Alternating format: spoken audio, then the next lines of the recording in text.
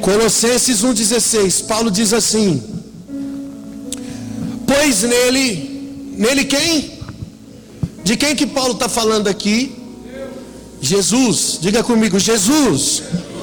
Paulo está falando de Jesus. Então ele diz aqui: pois nele foram criadas todas as coisas, no céu e na terra, as visíveis e as invisíveis, sejam tronos, soberanias, poderes ou autoridades. Todas as coisas foram criadas por Ele e para Ele. Ele é antes de todas as coisas, e nele, o quê? Tudo o quê? Subsiste. Amém? Fecha sua Bíblia. Vamos orar a Deus, amém? Vamos orar ao Senhor.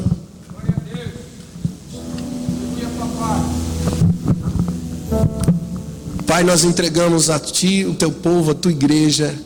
Espírito Santo, fica à vontade. Fala conosco, que não seja a minha palavra, mas seja a Tua palavra, Senhor, falando ao coração da Tua igreja. Nós te damos liberdade, queremos ouvir a Sua voz. Fica comigo, Jesus. Amém e amém. Pode sentar, querido. Em nome de Jesus. Glória a Deus. Aleluia. Glória a Deus.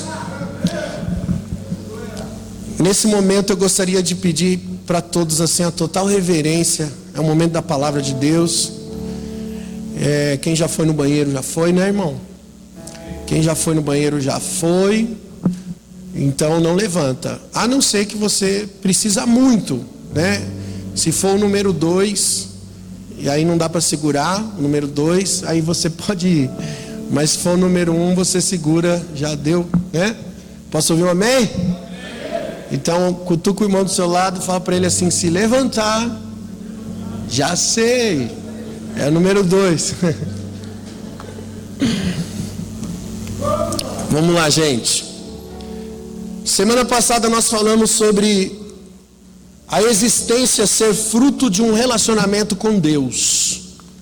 Tudo que veio a existir passou pela concepção de um relacionamento com a Trindade. Quem estava aqui semana passada lembra disso?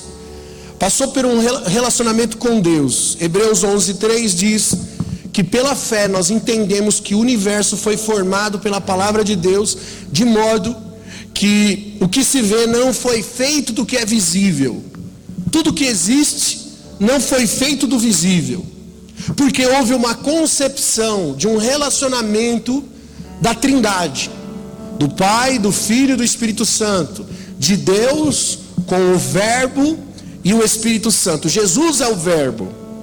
Então, dentro dessa relação, Ele concebeu, Ele gerou, Ele deu luz a todas as coisas. E por isso Paulo escreveu lá em Éfeso 1:4 dizendo: Ele me elegeu onde?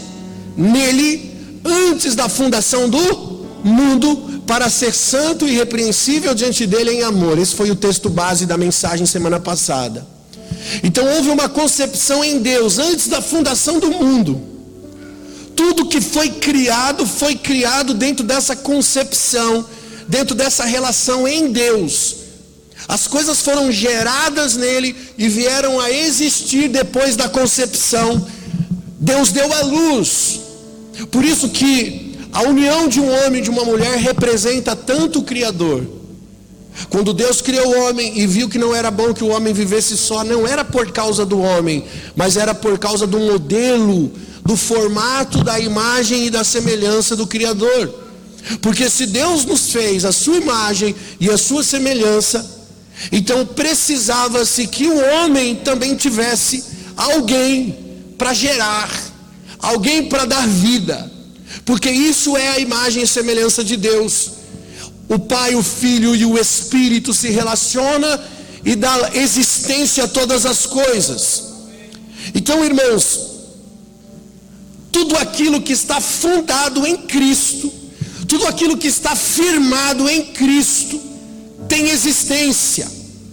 Só se mantém existente, ou seja, dentro da subsistência, porque a Bíblia diz que nele, Jesus, tudo subsiste, se estiver fundado em Jesus.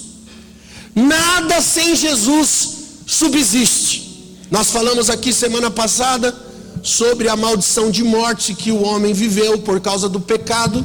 Houve a separação do homem e do Criador. O homem recebeu a maldição da morte, e a partir disso Deus criou o tempo chamado Cronos, e o homem passou a viver dentro desse tempo, e gradativamente ele passou por um sistema de morte, porque o envelhecimento é a morte do ser humano. O homem deixou de ter existência, porque a vida dele é só uma passagem, é só um momento. Mas quando Jesus vem, e a ordem de Deus era que Jesus, o Filho, viesse para resgatar o mundo, porque a Bíblia diz que Deus amou o mundo de tal maneira que deu o seu próprio Filho, para que aquele que nele cresce não perecesse, mas tivesse vida eterna, ou seja, fosse resgatado ao sentido da existência. Só existe existência na vida que pendura, que continua. Tudo que acaba é uma mentira. Tudo que termina não é real.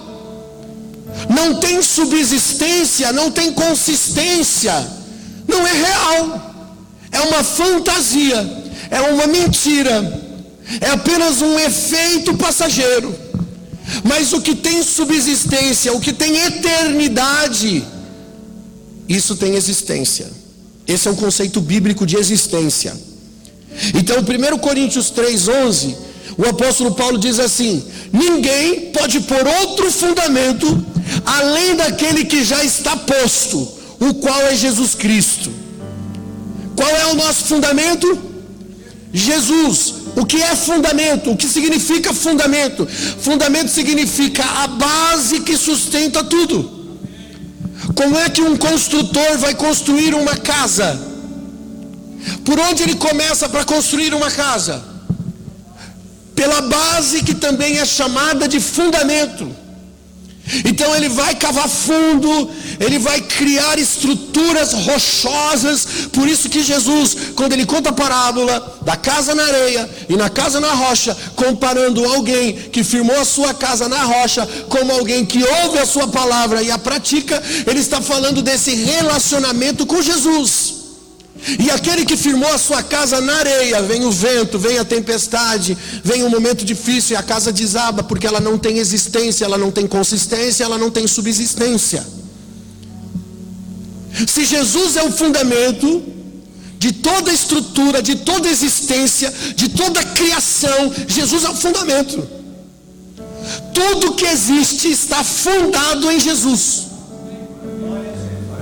Por isso que a ciência não consegue explicar a existência das coisas. Por isso que a ciência chama de teoria. Teoria do Big Bang, teoria disso, teoria daquilo. Por que se chama teoria? Porque não se pode provar. E quando não se pode provar, chama-se de teoria. A ciência não consegue explicar aquilo que só pode ser explicado, fundamentado em Jesus. Por mais que ela estude todas as coisas e descubra coisas fantásticas, e eu amo estudar ciências justamente por causa dessas coisas fantásticas, nós vemos Deus em todas as coisas criadas. E quando você está fundado em Jesus e você tem um relacionamento com Jesus e com o Espírito Santo, é muito mais fácil de você diagnosticar as coisas de Deus naquilo que você vê na natureza, naquilo que Deus criou. Você percebe que todas as coisas criadas dependem uma coisa da outra. A planta, a flor, a erva, o campo depende da terra, que também depende da água, que também depende do ar, que também depende da luz. Olha só, uma série de fatores que dependem uma coisa da outra. Isso revela o quê? Revela Deus. Porque Deus é relacional, Deus não é sozinho. A Bíblia inicia dizendo: façamos. Deus não fez sozinho. Deus fez dentro da sua estrutura, que também é uma estrutura relacional. quando Deus fez o homem e viu que o homem não era bom viver só, por quê? Porque ele é uma estrutura relacional e o homem precisava se relacionar. E mesmo você fundado em Jesus, a Bíblia diz que você vai ser provado. A construção da sua vida, a estrutura da sua vida vai passar pela prova, pelo teste, para ver se você realmente está fundado em Jesus ou não. Por isso que no mesmo capítulo de 1 Coríntios 3, no versículo 12, Paulo continua dizendo: se alguém sobre este fundamento formar um edifício de ouro, de prata, de pedras preciosas, madeiras, fenos, palhas, a obra de cada um se manifestará. Na verdade, um dia se a declarará, pelo fogo será descoberta, e o fogo provará qual seja a obra de cada um. E se a obra de alguém que alguém edificou nessa parte permanecer, receberá galardão. E se a obra de alguém se queimar, sofrerá o detrimento. Mas o tal será provado e salvo todavia pelo fogo. Não sabeis que vocês são o templo de Deus, e que o Espírito de Deus habita em vocês? E que se alguém destruir o templo de Deus, Deus o destruirá, porque o templo de Deus, que é você, é santo. Presta atenção para você entender esse texto, porque a nossa mentalidade evangélica, quando lê esse texto, igrejeira, quando nós falamos de obra aprovada, a gente pensa que é função, é tarefa. Não, o que eu estou fazendo ali vai ser provado pelo fogo. Deus vai provar o meu ministério, Deus vai provar a minha liderança. Não tem nada a ver. A obra aqui é você. Perceba que ele termina dizendo: vocês não sabem que vocês são o templo do Espírito, e que se alguém destruir, se alguém deturpar, se alguém corromper esse templo, Deus destruirá. Em outras palavras, o que ele está dizendo é que as minhas obras fundamentadas em Cristo, a minha vida, o meu formato de viver, a minha forma de ser, se não estiver fundada em Jesus, eu vou passar pela prova de Deus. E se isso não acontecer, se eu não estiver fundado em Jesus, será destruído. Porque sem fundar em Jesus, sem firmar em Jesus, eu não represento Deus, não estou em Jesus, não há subsistência, não posso continuar existindo. É isso.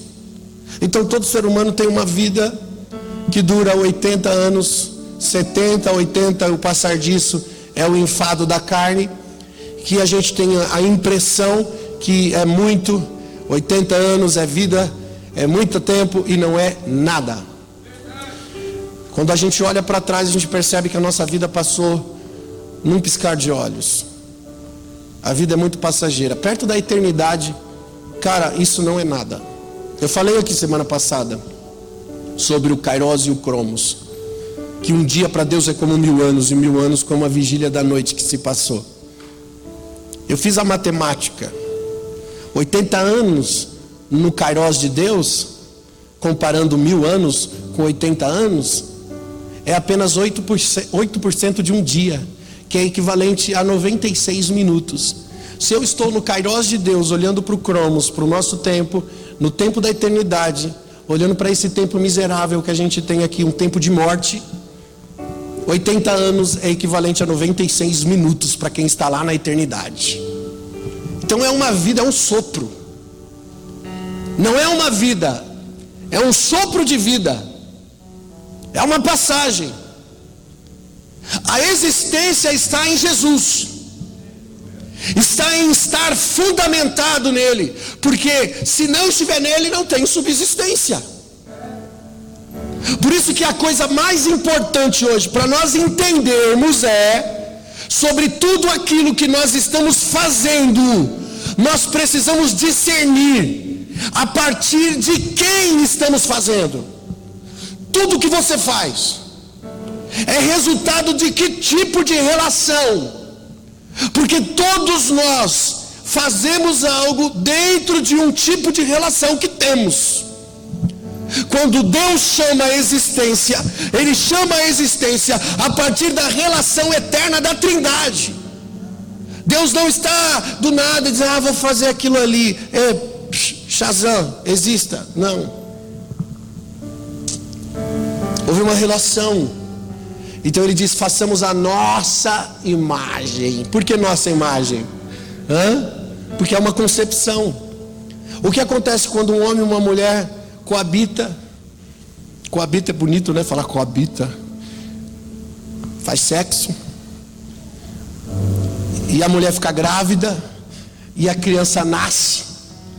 Ela se parece com quem? Com os dois. Às vezes parece mais com um do que com o outro, mas tem a genética dos dois. Por isso, quando Deus diz, façamos a nossa imagem, isso é uma concepção de um relacionar. A existência humana é uma concepção de um relacionamento do pai e do filho. Nós existimos por causa dessa relação.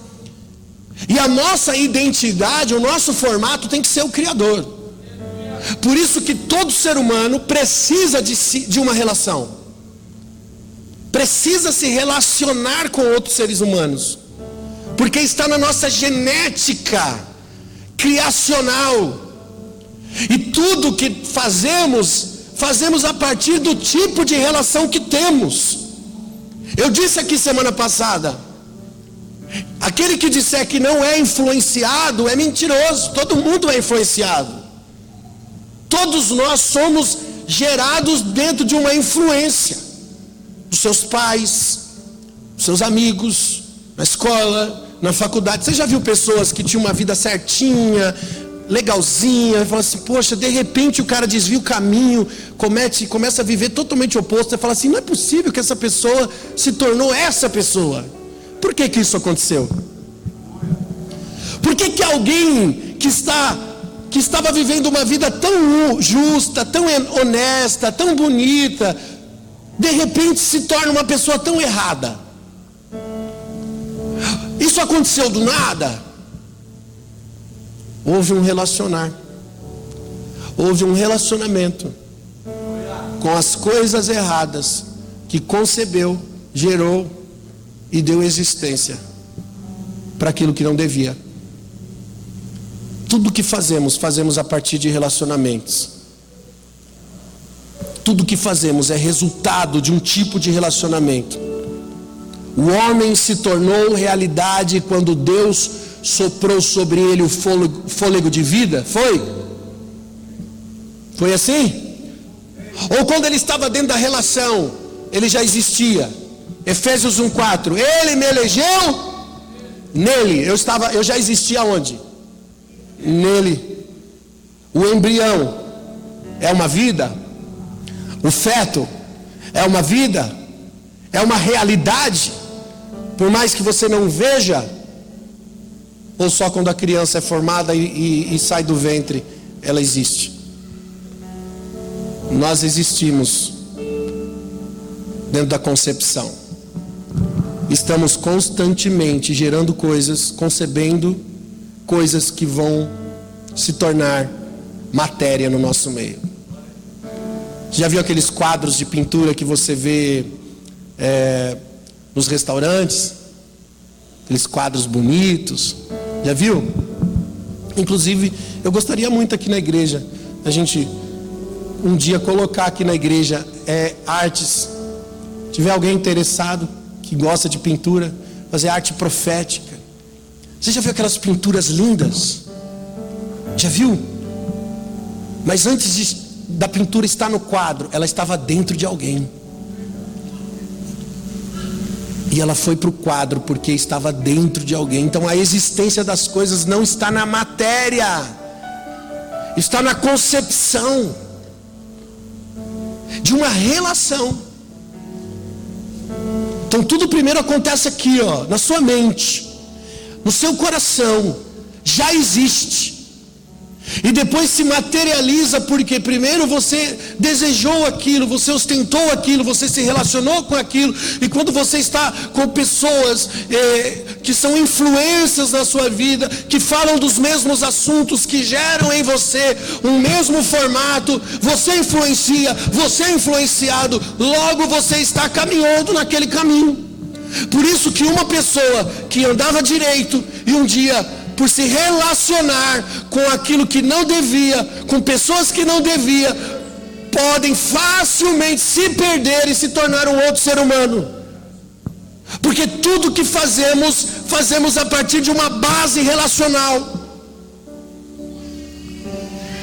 Em Gênesis 1:26, Deus diz: façamos a nossa imagem e a nossa semelhança. Porque essa é a ideia do relacionar.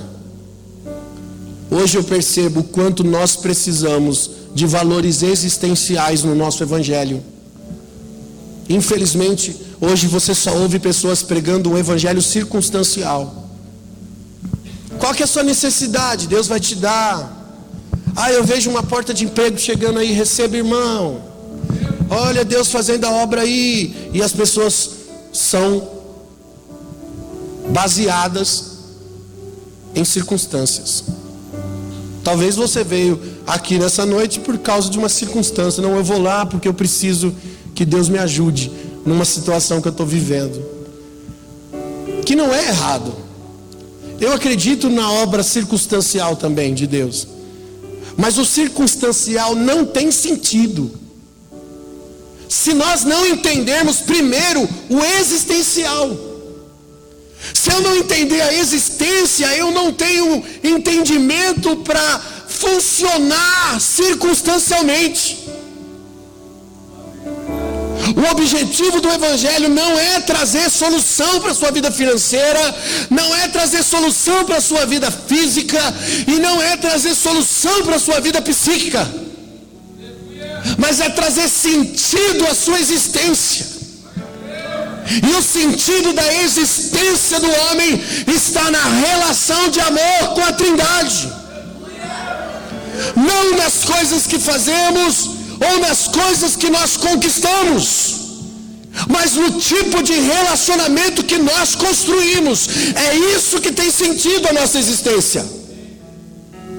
A existência tem um significado: ser a imagem e a semelhança de Deus.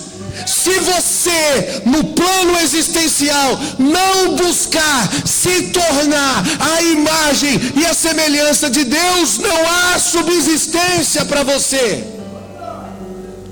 Mas o que é ser a imagem de Deus? Quando isso acontece? Quando Deus põe em nós os seus atributos. E os seus atributos em nós nos faz a imagem e a semelhança de Deus. Como assim, pastor? Vou explicar. Gálatas capítulo 5, versículo 22. Eu vou ler para você os frutos do Espírito. Mas antes eu quero lembrar você o que acontecia lá em Gênesis, quando Deus criava. E a Bíblia diz que o Espírito se movia sobre a face das águas. Deus criando, o verbo, que é a palavra, criando, e o Espírito fazendo o quê? Pairando. Esse pairar do Espírito é uma geração dos atributos de Deus naquilo que o verbo cria. Tudo que o Espírito Santo faz é formar naquilo que o verbo cria os atributos de Deus. Olha a função dele. Gálatas 5:22. Mas o fruto do Espírito é amor, alegria, paz, longanimidade, benignidade, bondade, fé, mansidão e temperança. Isso aqui são atributos de Deus. Quando Ele se personifica em nós, nós estamos nos relacionando com a Trindade e a nossa existência tem sentido. Vou continuar. mais atributos de Deus pelo Espírito. João 16:7 diz: Jesus disse: todavia vos digo a verdade, convém que eu vá, porque se eu não for, o Consolador não virá. Jesus está falando da obra da cruz. Eu preciso ser sacrifício na cruz para o Espírito Santo vir, e quando ele vier, ele convencerá o mundo do pecado, da justiça e do juízo. Atributos de Deus: justiça, juízo, da verdade. João 16:13, ele diz: mas quando vier o Espírito Santo da verdade, ele vos guiará em toda a verdade. Verdade é um atributo do Espírito Santo na nossa vida. Então o Espírito Santo em nós, quando Jesus vai para a cruz, para que o Espírito pudesse repousar em nós, isso é recriar. É como se estivéssemos vivendo a mesma cena de Gênesis. Por isso que Jesus, ele aparece para os seus discípulos, e ele, depois da ressurreição, sopra sobre eles o Espírito. E ali não era batismo com o Espírito Santo, porque depois eles são batizados em Atos dos Apóstolos, no cenáculo. Mas o cenário em que Jesus sopra sobre eles o Espírito Santo é como o ato do recriar lá de Gênesis, quando Deus soprou o fôlego de vida no homem, nos dando novamente o direito de vida, porque o Espírito Santo transfere esses atributos de Deus. Em todas as coisas que o Verbo cria, o Espírito Santo tem essa função: transferir os atributos de Deus. E um dos atributos de Deus também é a eternidade. Por isso Jesus disse em João 11:25, dizendo: eu sou a ressurreição e a vida. Aquele que crê em mim, ainda que esteja morto, viverá. E aquele que crê em mim está morto jamais, aqui está vivo, jamais morrerá. Eternidade. Ou seja, em outras palavras, ei, você está no Cronos, mas a partir do crer em Jesus, você vivencia o Kairos. Por isso que no velório de um cristão a gente devia fazer festa. Verdade. Irmão, no meu velório eu gostaria que tivesse bolo com chantilly, bexiga colorida. Fica à vontade. Por quê? Porque eu existo, gente. Não existe morte, existe existência. Você está entendendo?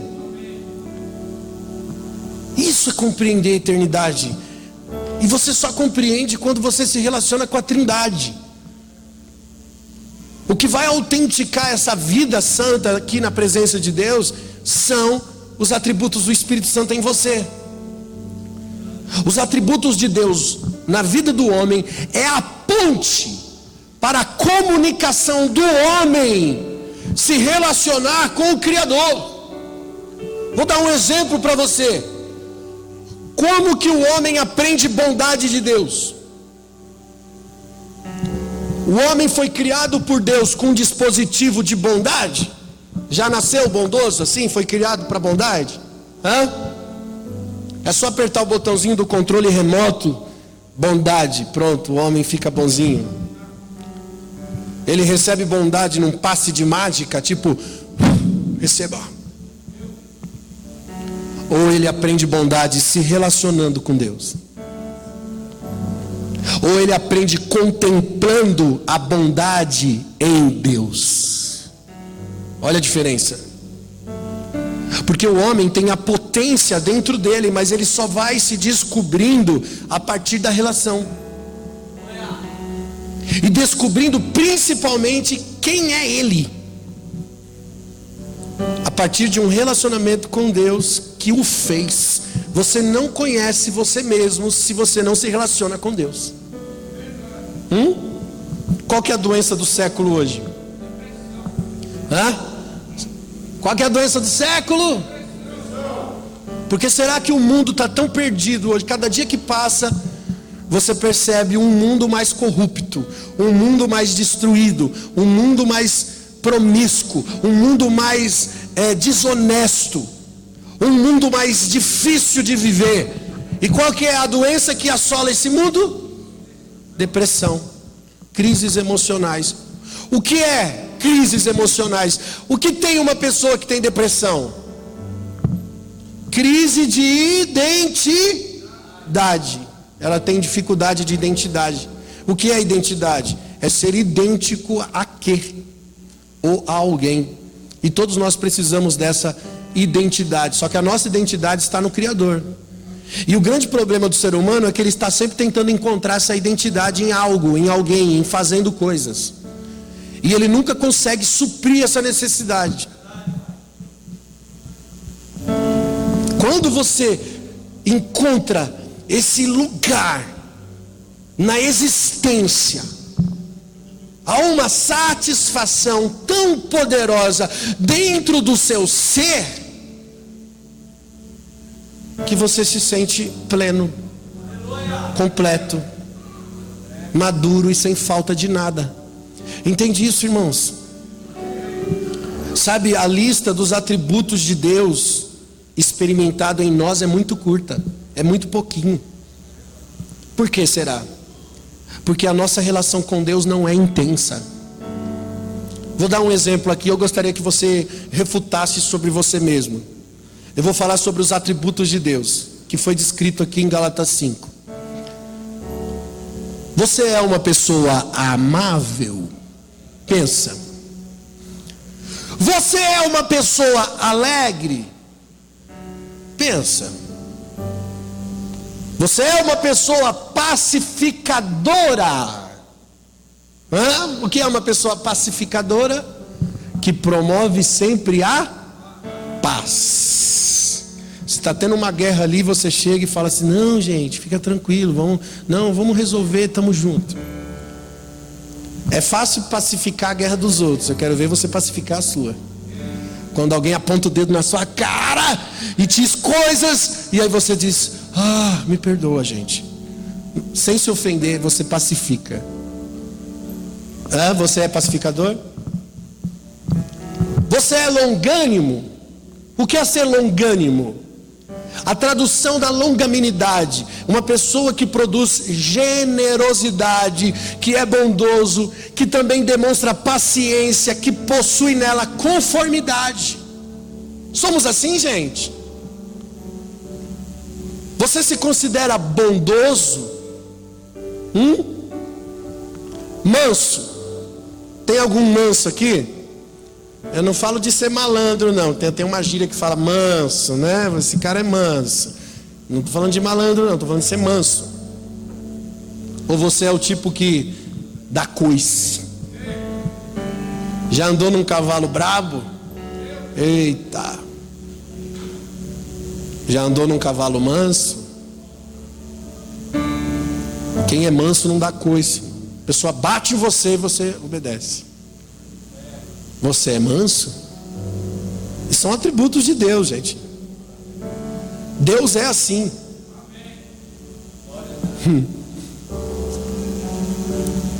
Alguém aqui é verdadeiro em tudo? Ou seja, não mente? Não, pastor, eu nunca menti. Nunca menti na minha vida e não minto. Eu prezo pela verdade. Silêncio. Alguém aqui é sempre justo? O que é ser justo? Ser correto. O que é meu, o que é seu, o que é do outro é do outro. Eu gosto das coisas certas. Justo.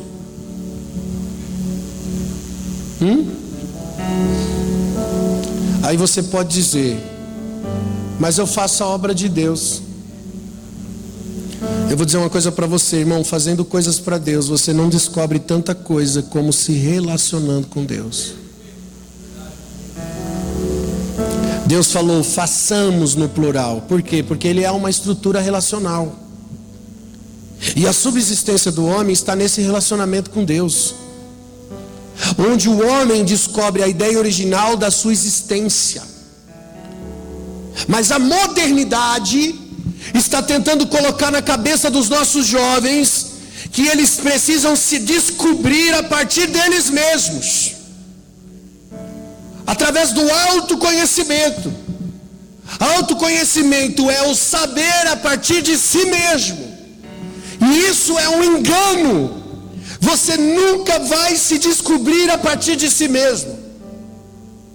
E aí a pessoa diz assim: não, você não sabe se você é homem ou mulher, você não sabe se você é homo ou hétero. Você tem que experimentar para se descobrir. Olha a mentalidade. Você nunca vai se descobrir a partir de você. Você só vai se afundar ainda mais quando você tentar se descobrir a partir de si mesmo. Paulo disse: nenhum bem habita em mim. Nenhum bem habita em nós, irmãos. Fomos gerados do fruto do pecado. Em pecado concebeu a minha mãe, disse Davi. Eu nasci em pecado. A partir do resgate em Jesus Cristo, a cruz tem esse significado: me reconciliar de novo ao Criador, voltar ao plano de existência. Por isso que Jesus disse: quem crê em mim, ainda que esteja morto, viverá. Eu vou trazer você de volta para a existência. Eu vou tirar você do cromos, vou trazer você para o Kairos, vou trazer você para a vida. Ele é o caminho, Ele é a verdade, Ele é a vida. Ele é a luz dos homens. É isso que a Bíblia diz. E o homem só pode descobrir a verdade sobre ele a partir de um relacionamento com Deus. Então a identidade, ser idêntico, ser igual, ser imagem, ser a semelhança do Criador, está no relacionar com Deus. Logo, a sua identidade não está com você. A sua identidade está com quem então? A sua identidade está com quem fez você para ser igual a Ele. Eu vou repetir: a sua identidade está com quem fez você para ser igual a Ele.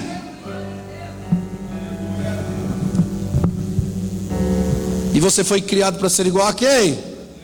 Igual a quem? Mas qual que é a imagem de Deus? Quando os discípulos de Jesus perguntaram para Jesus: mostra-nos o Pai, queremos ver o Pai. Qual foi a resposta de Jesus? Quem vê a mim, vê o Pai. Quem é a imagem de Deus então? Quem é a imagem de Deus? Mas para não ficar só nisso, eu vou mostrar mais para você. Colossenses 1:12. Olha o que o apóstolo Paulo disse: o Pai nos fez idôneos para participar da herança dos santos na luz. Nos tirou das potestades das trevas, nos transportou para o reino do seu Filho no seu amor, em quem temos a redenção pelo sangue, a saber, a nossa remissão dos pecados, o qual é a imagem do Deus invisível. Quem é a imagem do Deus invisível aqui? De quem que Paulo está falando? De Jesus. Ele é a imagem do Deus invisível, o primogênito de toda a criação, porque nele foram criadas todas as coisas que há nos céus e na terra, as visíveis e invisíveis, sejam tronos, dominações, principados, sejam potestades, tudo foi criado por ele e para ele. Quem é a imagem de Deus? Jesus. Romanos 8:29, tem mais. Paulo diz: pois aqueles que de antemão conheceu, também os predestinou para serem conforme a imagem do seu Filho, a fim de que ele seja o primogênito entre muitos irmãos. O que é predestinar? Predestinar é escolher um destino, escolher uma história, decidir um formato de vida para você. Deus escolheu um formato de vida para você. Ele te predestinou para ser a imagem do seu Filho. E quando eu me torno a imagem do Filho Jesus, então Jesus se torna o primogênito. Ele não é mais o unigênito do Pai, como dizia lá atrás. Ele é agora o primogênito, não é mais o unigênito, porque ele não é mais o único. Mas quando eu me torno, eu retorno, eu passo a ter existência novamente em Jesus, eu me torno irmão de Jesus, logo eu também sou filho de Deus. Jesus é o primogênito entre muitos irmãos e eu faço parte dessa irmandade. Aleluia! Está entendendo? Hebreus 1, mais Bíblia. Havendo Deus antigamente falado muitas vezes, através de muitas maneiras aos pais, pelos profetas, nos falou também nesses últimos dias pelo Filho, a quem constituiu o herdeiro de tudo, e também através dele fez o mundo. Através de quem Deus fez o mundo? Jesus, é isso aqui que a Bíblia está dizendo. O qual, sendo o resplendor da sua glória, a expressa imagem da sua pessoa. Quem é a expressa imagem da pessoa de Deus? Quem? Jesus. Continuando. Então, sustentando todas as coisas pela palavra do seu poder, havendo feito si mesmo purificação pelos nossos pecados, assentou-se à destra de Deus na majestade das alturas. Cara, Jesus é a imagem de Deus. E nós somos chamados para ser a imagem de Deus. Então fomos chamados para ser igual a Jesus. Ele nos predestinou para ser a imagem do seu Filho, porque Jesus é a imagem de Deus. Então o primeiro chamado à existência está na relação com o Filho de Deus. Amém? Por isso que antes da queda, Deus todos os dias visitava o homem na viração do dia, para que o homem entendesse que o sentido da existência está na identidade. Vou tentar fazer você entender diferente. Vou fazer perguntas e você pensa. Eu gosto que você pensa. Nós damos valor às coisas que fazemos. Pensa. Ou nós damos valor aos relacionamentos que temos, que dão significados as coisas que fazemos. Tudo que fazemos por causa dos relacionamentos, ou fazemos porque valorizamos o que fazemos? Nós priorizamos fazer coisas, ou nós priorizamos construir relacionamentos? O seu valor como pessoa está naquilo que você faz e naquilo que você tem, ou está nos tipos de relacionamento que você constrói? O que te faz, o que constrói uma reputação para você? As coisas que você faz, a posição que você ocupa, ou os relacionamentos que você tem?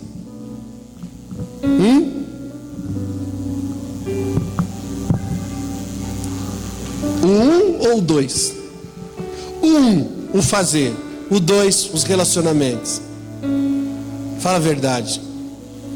A gente está mais firmado no fazer coisas e valorizar as coisas que fazemos do que os relacionamentos. E isso coloca em dúvida o sentido da nossa existência. Olha o que Paulo diz em 2 Coríntios 12. Olha só a palavra de Paulo. No versículo 6 ele diz: se eu quisesse me gloriar, não seria nécio, não seria mentiroso, porque eu diria a verdade. Mas eu não quero que ninguém pense de mim mais do que em mim vê ou em mim ouve. Olha o que Paulo está dizendo. Paulo poderia gloriar-se nos seus feitos, mas ele preferia ser reconhecido nos relacionamentos, não nas coisas que fazia. E olha que ele tinha feitos poderosos. Paulo tinha experiências sobrenaturais, mas ele não queria ser pontuado por aquilo que fazia, mas pelo relacionar diário. Esse era o objetivo de Paulo. Você já viu pessoas carentes? Elas têm a necessidade de fazer alguma coisa para ser reconhecida. Já viu? Tem gente que só gosta de cozinhar, fazer comida, tal, para alguém comer e dizer assim: ai, como você é mestre cuca. Uau! Aí a pessoa se sente satisfeita. Não, agora eu gosto de cozinhar, porque alguém elogiou a comida. Eu fiz algo que deu sentido para mim, que me deu uma identidade que não me sustenta. E eu sempre preciso que alguém reconheça o que eu faço. E a gente encontra pessoas dentro da igreja desse jeito a vida inteira. A nossa maior dificuldade hoje em estabelecer lideranças, construir uma estabilidade ministerial, está justamente na identidade. Porque as pessoas dificilmente conseguem desenvolver essa identidade existencial. A maioria são carentes, mesmo fazendo coisas. Então, se eu lidero, se eu faço qualquer coisa, e aquilo me dá uma autossatisfação, porque o fazer me torna mais importante.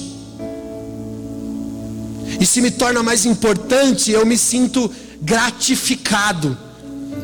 E eu quero continuar fazendo, e quero fazer mais, e quero sempre fazer mais. Ser importante é muito bom, porque parece que eu estou alcançando um ambiente de identidade.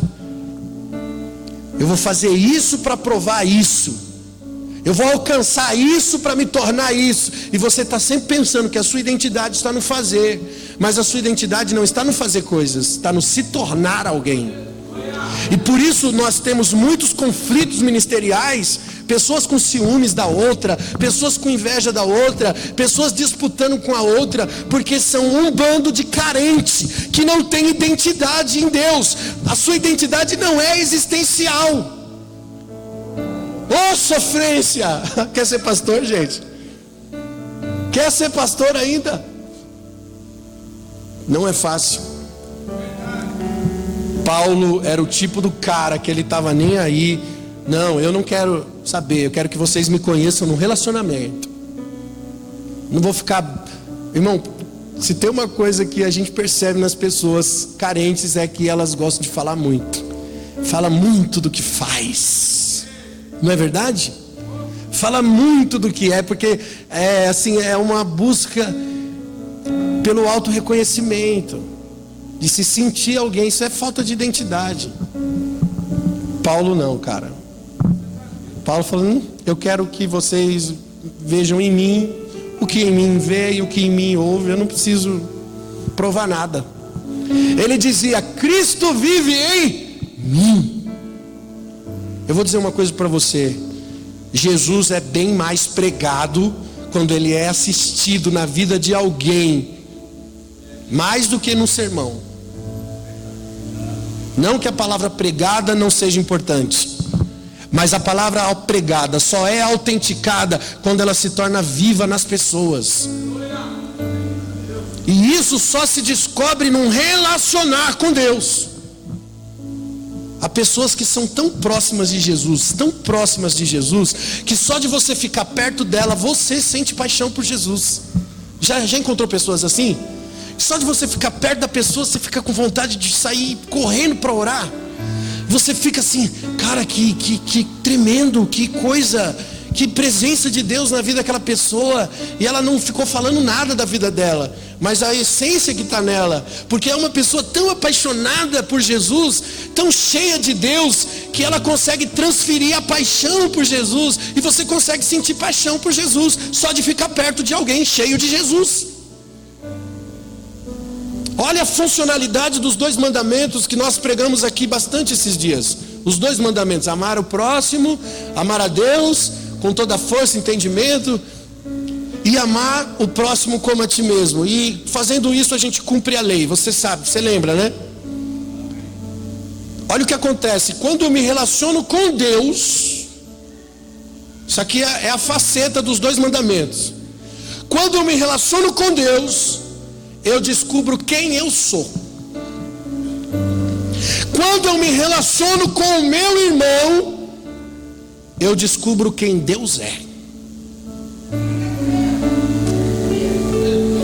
Por isso que não existe salvação sem arrependimento. A primeira mensagem do precursor, João Batista, que veio preparar o caminho de Jesus, a mensagem dele era o seguinte: arrependei-vos porque é chegado o reino de Deus. Quando eu me relaciono com Deus, eu descubro quem eu sou. E quando eu descubro quem eu sou, o que nasce? Arrependimento. Você descobre, irmão, quando você descobre quem você é decepcionante. Porque você é caído. E aí você descobre quem você é, você se arrepende. E Ele planta os atributos dele em você. E você recebe a divindade. Mas isso acontece a partir do arrependimento. Quando eu me relaciono com o meu próximo, eu descubro quem Deus é. Eu encontro sentido existencial no relacionar. Vou dar um exemplo. Por que Deus plantou um jardim do Éden e pôs o homem para cultivar o jardim? Vamos pensar. O homem começou a fazer algo. Está lá em Gênesis 2:8. Deus plantou um jardim no Éden e pôs o homem para cultivar a terra. Deus deu uma tarefa. Deus deu um trabalho para o homem. Ele passou a fazer algo. Ele fazia aquilo para ser, ou ele fazia aquilo a partir do que ele era? Pensa. Ele fez para receber uma promoção de Deus, dizer: não, eu vou fazer, vou cultivar, porque Deus vai me promover aqui. Quem sabe eu chego a ser querubim da guarda. Quem sabe Ele me unge a presbítero do céu. Não, eu vou fazer isso aqui porque Deus vai me dar uma promoção. Ele fazia para ser, ou ele fazia porque ele era? Ele fazia porque ele era. Porque esse é o padrão de Deus. Deus é porque Ele faz, ou Ele faz porque Ele é Deus? Deus faz porque é Deus. Deus não é Deus porque faz. Ele é Deus se faz ou não faz. Então o padrão de Deus é o seguinte: primeiro, Deus é, e porque faz, e quando faz, revela quem Ele é. Esse deve ser o nosso padrão. Ser e fazer porque e revelar Deus a partir daquilo que fazemos. O homem então se relaciona com Deus, se torna algo a partir desse relacionamento que dá sentido à sua existência. Então só depois ele começa a fazer algo. Eu vou dizer uma coisa: nós não devemos cultivar nada se primeiro o nosso cultivo não for um culto. Não põe a mão em nada se primeiro você não é um adorador, se a tua vida não é um cultivo a Deus. Então olha que interessante, Deus se relaciona com Adão. Adão se conhece a partir desse relacionar. Aí ele entende a imagem e a semelhança, ele entende a identidade. E aí Deus dá uma tarefa: cultivar o jardim. Para que cultivar o jardim? Por que Deus deu essa tarefa para Adão cultivar o jardim? Para que ele percebesse que faltava algo. Ou melhor, que faltava alguém. Porque eu imagino Adão lá no jardim, cultivando, e aí ele olha para um lado, ele vê o passarinho e a passarinha. Ele olha para o outro, ele vê o jacaré e a jacareia. É jacaré? Jacaroa. O elefante e a elefoa. Ou elefantoa. Não sei. Ele olha para o lado e vê todo mundo em parzinho. E ele só. E ele cultivando a terra. Fala: mas peraí, por que eu estou cultivando isso aqui? Para que o homem pudesse perceber que todo trabalho tem a ver com o outro, não tem a ver comigo. Não tem a ver com você o que você faz, tem a ver com o outro. E é isso que ele aprende num relacionamento com Deus. Porque Deus é 100% relacional. Deus é o Pai, Ele é o Filho e Ele é o Espírito. Ele é Deus, Ele é o Verbo, Ele é o Espírito. Depois que Ele concebeu e deu luz à existência, tudo isso nasceu de uma base relacional. E o homem descobre que todo o sentido do trabalho tem a ver com o outro, não tem a ver com ele mesmo. Você já percebeu que tudo que você faz precisa ter alguém? Ou é para alguém? E só tem sentido se é para o outro. Já percebeu? Você sai para trabalhar, o seu trabalho é para você ou é para alguém? É para mim, pastor, porque eu quero ganhar o meu salário. Então você está fora da existência. E você não vai revelar Jesus naquilo que você faz. Mas quando você percebe que o que você faz é para o outro, você faz com excelência. E você faz dentro do plano original de Deus. E aí você prega o evangelho faxinando o supermercado. Você prega o evangelho cozinhando para funcionários. Você prega o evangelho vendendo algodão doce. Sei lá, irmão, vendendo churrasquinho na rua. O evangelho é pregado porque tudo que você faz, se você faz com amor para o outro, revela Deus. Por isso Paulo disse: quer comais, quer bebais, quer façais qualquer coisa, faça para a glória de Deus.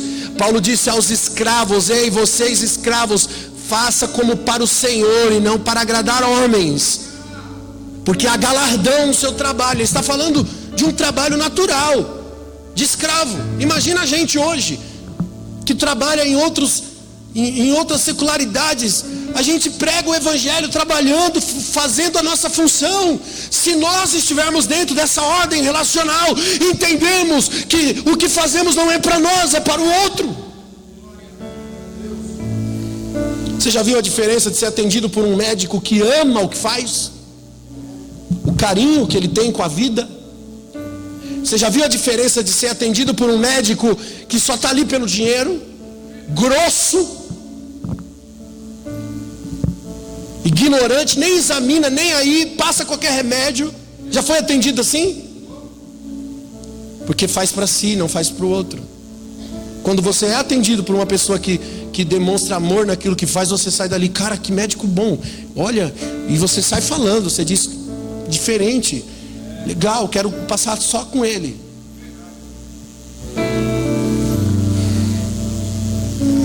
Quando Deus viu que não era bom que o homem vivesse só, não tinha a ver com o homem, mas tinha a ver com a relação, tinha a ver com o formato da imagem e da semelhança.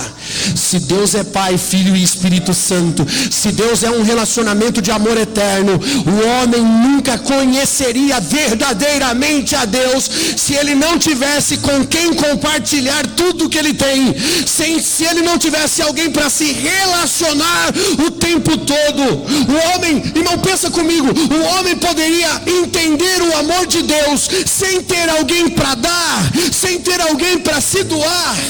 Não! Porque se quando Deus ama, Deus dá. Deus amou o mundo de tal maneira, e o que ele fez? Ele deu. Esse homem jamais entenderia Deus se não tivesse alguém com quem ser alguém com quem compartilhar, alguém com quem gerar, alguém com quem conceber, alguém com quem produzir vida. Porque ele só descobre Deus se relacionando com o outro. Por isso que Paulo, quando fala em Efésios 5 sobre os deveres conjugais, ele fala como uma sombra profética entre Cristo e a igreja. O seu casamento, a sua família é mais santo do que você pensa.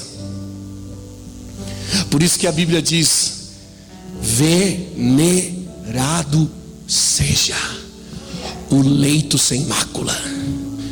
Quer uma coisa que representa mais Deus, que reflete mais o Criador, do que um casal que se ama, que vivem para si, e que quando coabitam, Palavra bonita, né? Coabitam.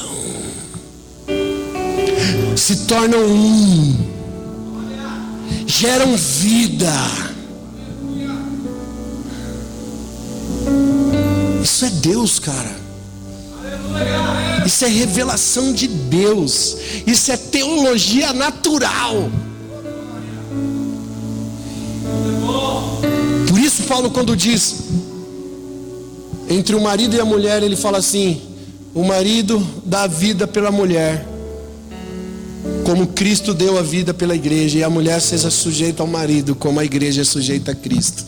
Grande é esse mistério. Refiro-me entre Cristo e a igreja, mas é uma sombra profética.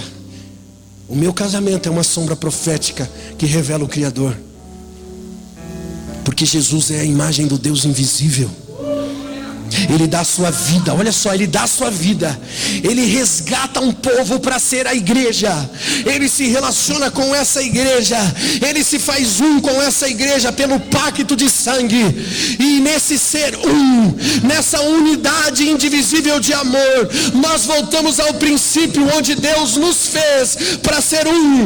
Então Jesus, que é a imagem do Deus invisível, ele une, ele pactua todas as coisas. Ele traz de volta a eternidade, ele traz de volta a vida. Aqueles que não tinham mais vida, tinham apenas um sopro de passagem de 96 minutos do Kairos. Não, agora nós temos eternidade, nós temos a eternidade ao lado de Deus. Por quê? Porque há uma unção, há uma conjunção, há uma unidade indivisível de amor em uma base relacional, onde eu conheço a minha identidade. Ela não está no que eu faço, ela está na relação de amor com o Criador. Então quando faço, não faço para ser, faço porque sou.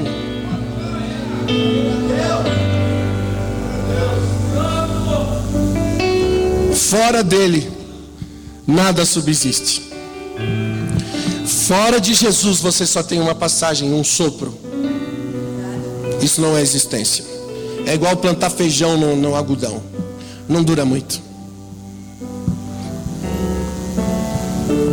Você é um feijãozinho plantado num potinho de algodão, ou você é uma árvore firmada, frondosa, ligada em Jesus, a videira verdadeira. Quem é você? Quem é você?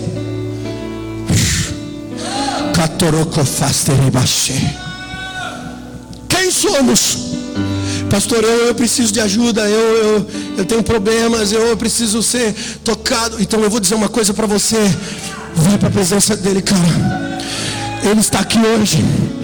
Apocalipse 3:20, ele está gritando aos seus ouvidos: eu estou à porta e bato. Jesus está sempre tentando entrar, ele está sempre tentando se aproximar, trazer você para perto, trazer você para a intimidade, para trazer você para próximo dele, para que você seja um com ele. Ele está sempre tentando, e você está perdido. Você está perdido.